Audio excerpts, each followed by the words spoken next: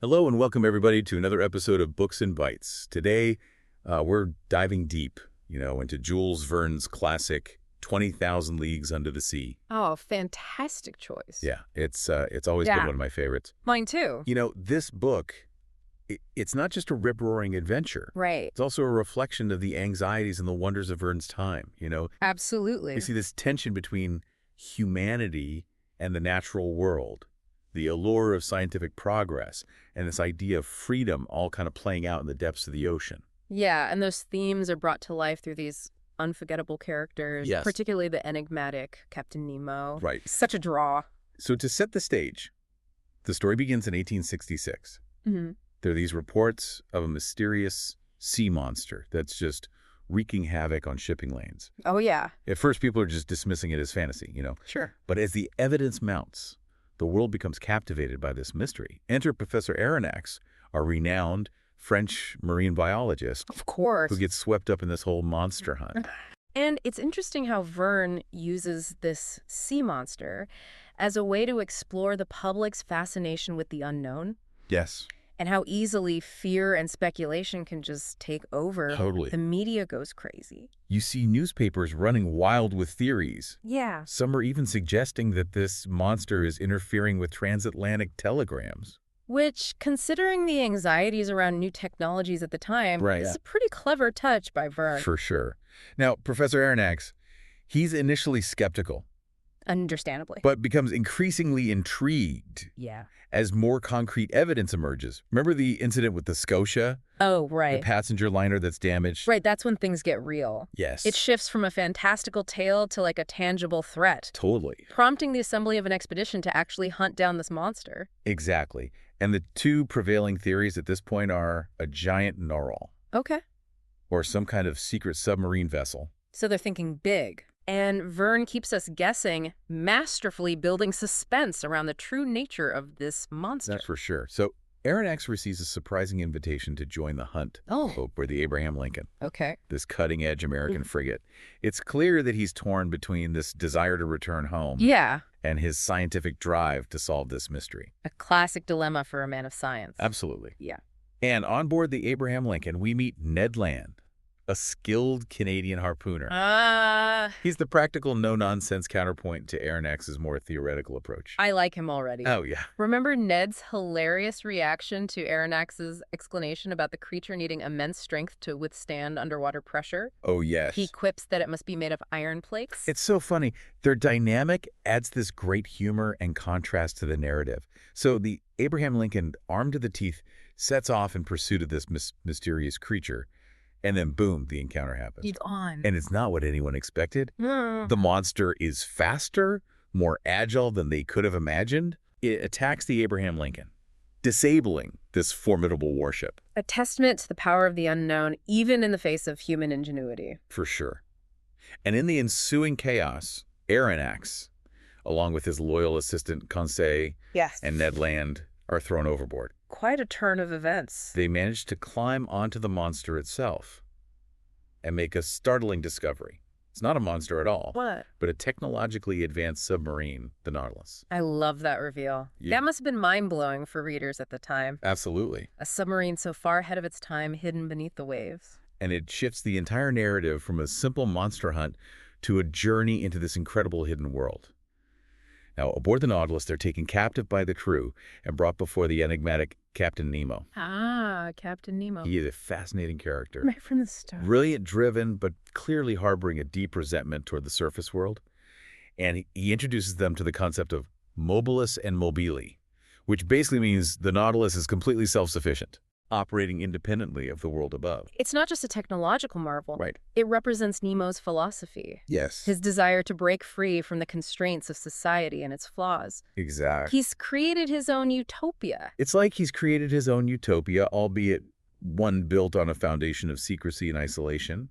He allows them a certain freedom of movement within the Nautilus, but he makes it very clear they are not free to leave. Which sets up a fascinating tension. Yes. This clash between captivity and exploration. Right. They're prisoners, Yes. but they're also granted access to a world most could only dream of. And what a world it is. They witness breathtaking underwater landscapes, Yeah. from coral kingdoms teeming with life to haunting shipwrecks that hint at Captain Nemo's mysterious past. Remember that famous passage where Yeah. Aronnax describes their walk through a submarine I forest? love that part. It captures the otherworldly beauty and wonder of this hidden realm, Yes. a stark contrast to the darkness that Nemo seems to carry within him. Oh, absolutely. Verne's descriptions are so vivid and detailed. They are. You can almost feel the pressure of the deep sea surrounding you. I know it. It's like he's inviting you to step into this world and experience it alongside the characters. And there's a sense of constant discovery, of pushing the boundaries of what's known and venturing into the truly unknown. And all the while, Captain Nemo remains this enigmatic figure. His past and motives shrouded in mystery. We get glimpses of his brilliance, his compassion for the natural world, but also hints of this deep-seated anger, a darkness that seems to drive him. It's the duality that makes him such a compelling character. Yes. Is he a hero, a villain, or something in between? Right. Verne leaves that for the reader to decide. You're constantly trying to figure him out, Yeah. trying to piece together the puzzle of his past and understand what drives him to these extremes. But one thing is clear. He's made a conscious decision to cut himself off from the world above, to live by his own rules. And that choice has profound consequences, both for him and for those who find themselves caught in his orbit. It's a choice that raises questions about the nature of freedom, Yeah, the allure of isolation, and the price we pay for our ideals. absolutely. Questions that are just as relevant today as they were in Verne's time. And that's what makes this book so much more than just an adventure story. It's a meditation on the human condition, on our relationship with the natural world, and the consequences of our choices. Now, before we dive deeper into the heart of the story, let's take a moment to reflect on what we've uncovered so far. What stands out to you about this opening act of 20,000 Leagues Under the Sea? Well, I think it's fascinating how Verne sets the stage for this incredible journey. We go from this global panic over a mysterious sea monster to the discovery of a hidden world aboard this technologically advanced submarine. Yes. And through it all, he weaves these larger themes about humanity's relationship with nature and the allure of scientific progress. It's a captivating start For sure. that leaves you eager to see where the Nautilus and Captain Nemo will take us next. Perfectly said. And that's exactly where we're headed next. Stay with us as we delve deeper into the wonders and dangers that await Aronnax and Ned Land aboard the Nautilus. We'll explore the depths of Captain Nemo's character, unravel the mysteries of his past, and witness firsthand the breathtaking beauty and terrifying power of the underwater world he calls home. All this and more as our deep dive into 20,000 Leagues Under the Sea continues. So as the Nautilus continues its underwater voyage, Yeah. it becomes clear that this isn't just a journey through the ocean. It's a journey into the depths of Captain Nemo's character. And the more time they spend with him, Right. the more contradictory he seems. One moment he's this passionate advocate for marine life, Yes. condemning human greed and exploitation. Exactly. You see this in his anger at the destruction caused by pearl fishing, Yeah. his disdain for the surface world's wars and conflicts. And then he turns around and launches a brutal attack on a warship, leaving no survivors. It's a stark reminder of the darkness that lurks beneath the surface, Yeah. the rage he holds against humanity. And it really throws Aronnax's perspective into turmoil. Yes. He's drawn to Nemo's brilliance, Right. to the wonders he's been shown. Of course. But he's also increasingly disturbed by these acts of violence. It raises questions about the nature of morality of justice. Right. Can Nemo's actions be justified, even if his motives are rooted in a sense of righteous anger? Yeah, it forces Aronnax and us as readers to grapple with these complex moral dilemmas. Where do we draw the line between right and wrong, especially when dealing with someone as extraordinary as Captain Nemo? And it's interesting how Verne uses these moments of conflict to highlight the different perspectives on board the Nautilus. Totally. You have Ned Land, who represents this very practical, almost primal desire for freedom. Yeah. He longs for the familiar world above, for human connection. And his yearning for escape intensifies as the journey progresses. Right. He sees Nemo's actions, his isolation, as a form of madness, a threat to their own well-being.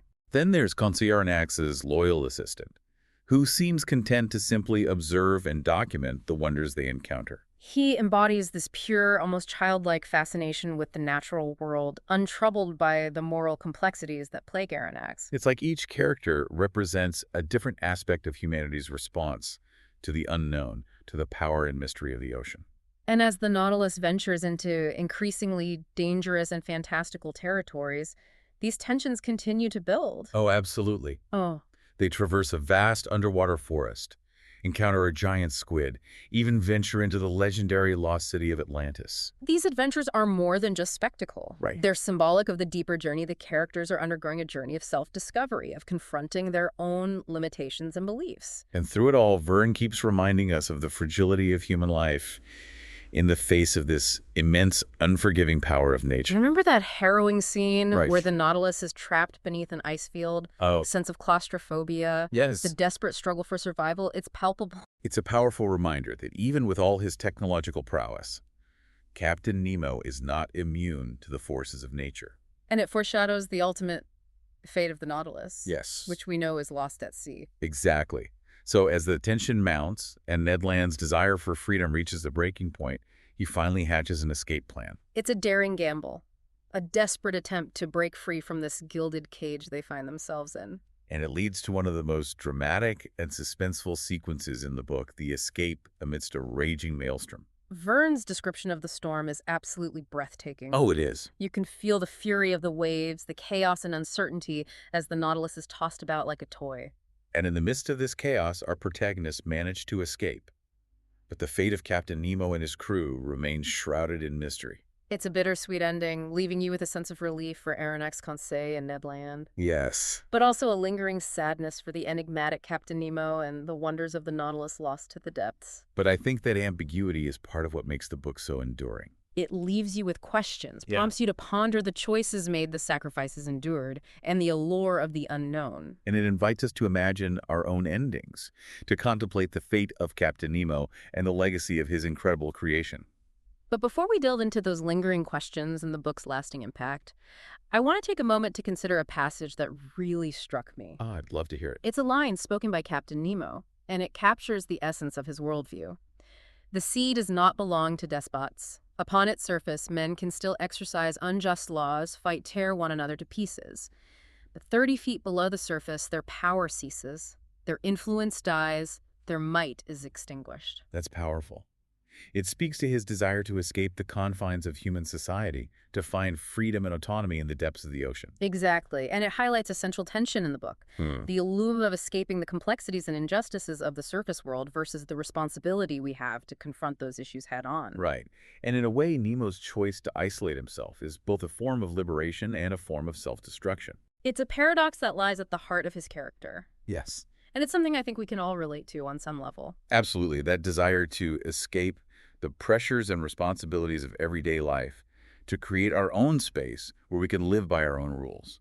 But as Nemo's story shows, true freedom can't exist in isolation. Right. It requires connection, empathy, and a willingness to engage with the world, even with all its imperfections. Now, as we transition to the final part of our deep dive, I'm curious to explore what this book has to say about the human condition and the challenges we face today, even those seemingly far removed from the world of submarines and underwater adventures. I think that's where the true power of 20,000 Leagues Under the Sea lies. Yes, It's a book that transcends its time, for sure. speaking to universal themes of exploration, morality, and the search for meaning that resonate with readers across generations. Beautifully said. And with that, let's dive into the final part of our exploration, where we'll consider the legacy of 20,000 Leagues Under the Sea and its enduring impact on literature science and our understanding of ourselves and the world around us. So as we emerge from the depths of this incredible story, I'm struck by the lasting impact 20,000 Leagues Under the Sea has had. Yeah, it really is remarkable how a book written over 150 years ago can still capture our imaginations and spark these important conversations. Verne's vision of the Nautilus, this self-sufficient underwater vessel, was so ahead of its time. It really was. It's almost prophetic, considering the advancements we've made in submarine technology since then. Absolutely. And it wasn't just about the technology itself. Verne Right. was exploring the possibilities, the freedom and isolation that such a vessel could offer. Yes. It's no surprise that the Nautilus has become this iconic symbol in science fiction, inspiring countless stories and inventions. And the book's themes resonate with a lot of contemporary concerns, too. Oh, they do. The exploitation of natural resources, the tension between technological progress and ethical responsibility. These are issues we're still grappling with today. It's a testament to Verne's insight that these themes remain so relevant. Yeah. Captain Nemo's passionate defense of the ocean, his outrage at the destruction wrought by human greed, feels incredibly timely in our age of climate change and environmental awareness. Like Verne was issuing a warning, Yeah. urging us to consider the consequences of our actions, to find a balance between our desire for progress and our responsibility to protect the planet. And it's not just about the environment either. Right. The book also explores the complexities of human nature, Yes. the allure of power, the dangers of isolation, and the search for meaning and purpose. Absolutely. These are universal themes that transcend time and place. Think about Captain Nemo. Oh. He's this brilliant, enigmatic figure, driven by a thirst for knowledge and a deep-seated anger at the injustices of the world. He chooses to separate himself from humanity, creating his own world in the depths of the ocean. But in doing so, he also becomes a prisoner of his own making. It's a cautionary tale about the seductive nature of isolation and the importance of human connection. Yes. Even with all the wonders of the Nautilus at his disposal, Nemo ultimately remains a tragic figure haunted by the past and unable to find true peace. And his story raises these really important questions about the nature of freedom and responsibility. Can we truly be free if we cut ourselves off from the world? Or is true freedom found in embracing our interconnectedness, in working together to address the challenges we face? I think 20,000 Leagues Under the Sea really invites us to contemplate those questions, It does. to consider the kind of world we want to create and the role we each play in shaping the future. It's a book that sparks our imaginations, challenges our assumptions, and leaves us with a sense of wonder and a desire to explore both the world around us and the depths of our own hearts. And in a world that often feels overwhelmed by information and complexity, Yes. there's something incredibly powerful about a story that invites us to slow down, to dive deep, and to rediscover the magic of exploration and the enduring power of storytelling. Beautifully said. And on that note, I think it's time to surface from our deep dive into 20,000 Leagues Under the Sea. I hope our exploration has inspired you to revisit this classic tale, or perhaps discover it for the first time. It's a journey well worth taking that offers adventure insight and a timeless reminder of the wonders and mysteries that lie both within ourselves and in the vast world around us. Until our next deep dive, may your own explorations be filled with discovery and wonder. This has been Books and Bytes'